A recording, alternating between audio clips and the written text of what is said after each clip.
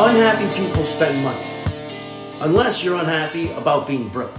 But then even then, I bet you find ways to spend money. What little money you have, you fucking still just get rid of it. Because buying things makes people happy for a day, a week tops, right? It's a distraction. We all distract ourselves because there's too many fucking people on the goddamn planet that there's not enough natural resources to keep us all happy just in our natural elements. So we've got to rely on unnatural happiness, artificial happiness. That's what it's called. And you buy more and more and more and more and more of it. You watch more shit on every other streaming service. You watch more porn, buy some porn in some places, because now you notice that certain states, you gotta give them your age before you look at porn, which I guess makes sense, but also doesn't, because fuck that. 16-year-old, you might need porn in your life. But then again, I'm saying that as someone who, when I was 16, I only had magazines, VHS videos, DVDs at best. The shit you can see now on the internet, it's a lot, actually. So maybe they don't need that level of porn, just a little bit. If you're going to make it 18 plus to look at porn on the internet, then sell porn mags and DVDs you only got to be 15 to buy those. Anyway, porn is a great way to help people appreciate sex or just jerk. It's a great way to help people jerk off. That's all it is, okay? But guess what? People need to fucking jerk off because they need a distraction. Masturbating counts as probably a natural resource of happiness. But when you can't jerk off to getting laid or to another person or to a happy sex life, what do? Porn. All right? You watch a ton of it. Then you watch more shit on Netflix or Max or fucking Disney Plus or, whatever. And then when you're done with that, you order more food on Seamless or Grubhub or DoorDash or Uber Eats or whatever the fuck, and just stuff your fucking face. It's all artificial happiness, and the more you fucking consume, the less happy you actually are, and the more depressed you become when it all goes away, and then you just need more and more and more, and the next thing you know, your life has passed you by.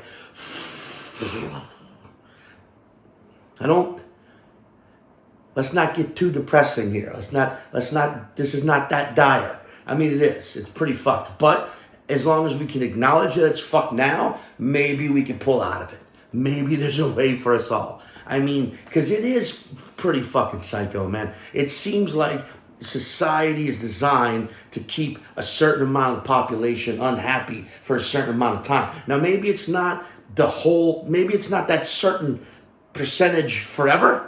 Like if you're unhappy for a while and then you get happy once you start making money, and then once you're at the top, another group or another fucking archetype goes into the trenches, and then you make money off of them for a time, and then once you've made enough, you go right back into the trenches, and they come out of it, and then it's just a cycle. It's just a cycle of capitalism is what it is, right? In order for one group to be successful, another group's got to be suffering and unhappy. And unfortunately, if it were 50-50, if there were no such thing as the 1% and the 99%, the rest of us, if it was just the 50% and the other 50%, the happy 50% and the unhappy 50%, and they would rotate. It was like you spend a few months, maybe a year at the top, and then you got to spend a few months, maybe a year at the bottom, and then back at the top, and it just rotates. But it isn't like that at all. People tend to stay up at the top, and a lot of people stay kind of in the fucking lower region. That's what the middle class is supposed to be. The middle class is supposed to be the part of the country that is never fucking fucked, is never poor, is never in dire straits, but is also never just balling out to the point where they don't appreciate anything anymore, There should only be a middle class. There shouldn't be an upper class. There shouldn't be a lower class or a lonely class, because it's lonely at the bottom, lonely at the top too, from what they say. But you can pay people to join you at the top. You can't really convince too many people to join you at the bottom, unless, you're at a certain bars in Brooklyn or, whatever hip neighborhood of other cities, and you're talking to other people who aren't at the bottom, but you all kind of say, oh yeah, I was so poor growing up. Why is that? That's a fucking ridiculous thing, by the way. Can everyone just let go of that? Okay? Everyone claims to be poor. Everyone I fucking meet these days likes to be like, oh man, I was so poor coming up. Oh man, life was so hard for me. I mean, my brother and I, we had to share a bathroom. We had to share a bathroom with my sister, in the 4-bedroom, 2-bathroom house that I grew up in. Yeah, me and my brother and sister had to share a bathroom, and my parents had their own bathroom. Then there was also a half bath in the garage, which my dad, we couldn't even hang out in there because he worked from home, and that's where all his power tools were. He was a sculptor, so he didn't make much money sculpting. He was a starving artist. My mom was an RN, she was a labor and delivery nurse, she made a lot, she paid the bills, but my dad didn't. Man, it was weird growing, they're retired now. He sold a piece finally, and now they're doing well. But man, we were poor growing. We were so poor. Shut the fuck up. It's not cool. All right? You didn't choose how you grew up.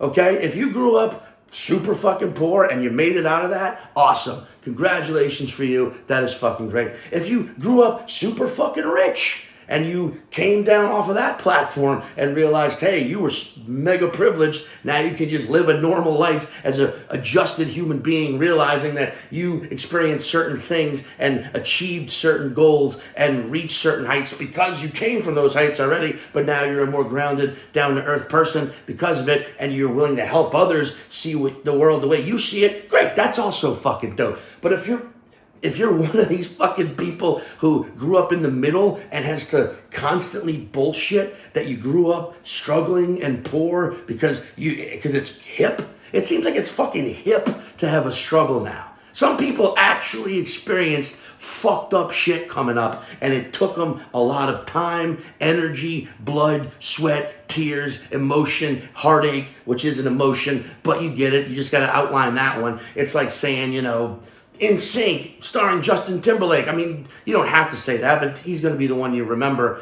mostly. Point, you get it. I'm just saying, some people went through some shit, and they came out of it. And those people, if you notice, don't usually weaponize their struggle. They'll talk about it when it's time to talk about it, and they'll share their story with others to inspire them, but they don't show up at bars and immediately start talking about how fucking rough their life was. Fuck, man. We all go through some shit. Don't throw it at others. Use it as fertilizer to then grow an experience out of. And from that experience, pluck the fruit of wisdom, advice, inspiration, and share it with others. There.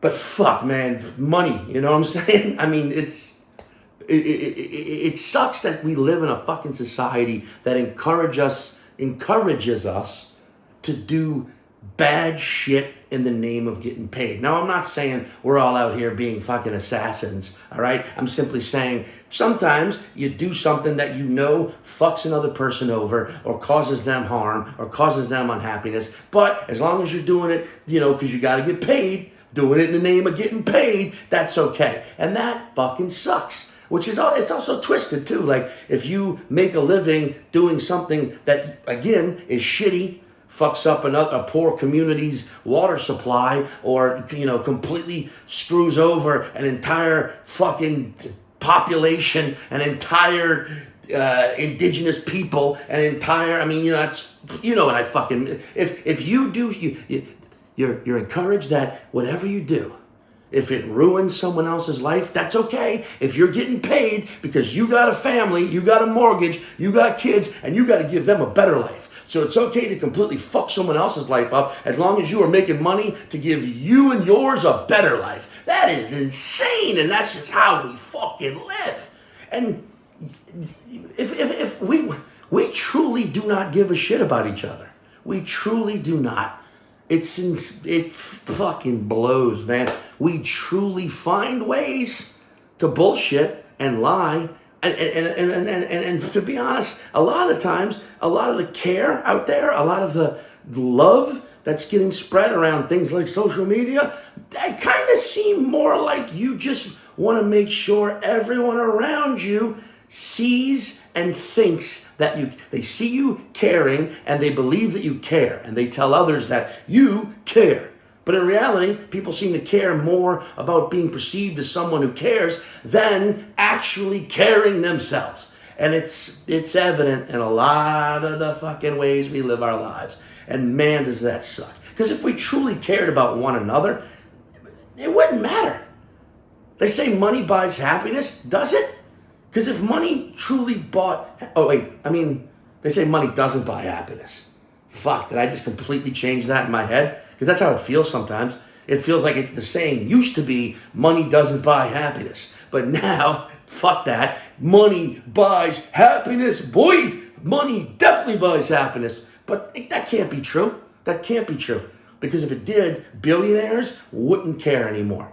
They wouldn't spend millions upon millions of dollars, higher dollars. I can't even say it. That's how I'm like having I start talking about money and my brain starts to shut down. But if billionaires were truly happy, they wouldn't be spending millions upon millions of dollars hiring lobbyists to influence lawmakers to keep making fucking laws and loopholes that give those billionaires fucking tax breaks. If they were actually happy, they'd be like, well, what do I got, 125 million?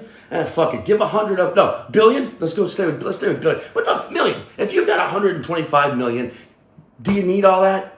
Do you? If you do, it's probably because you're fucking miserable. But let's go with billionaires again. Well, what do I got, 130 billion?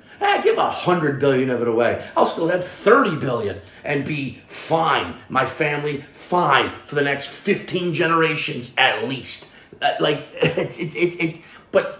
if we truly gave a fuck about one another, we probably wouldn't have overpopulated the planet like we did. We probably wouldn't have.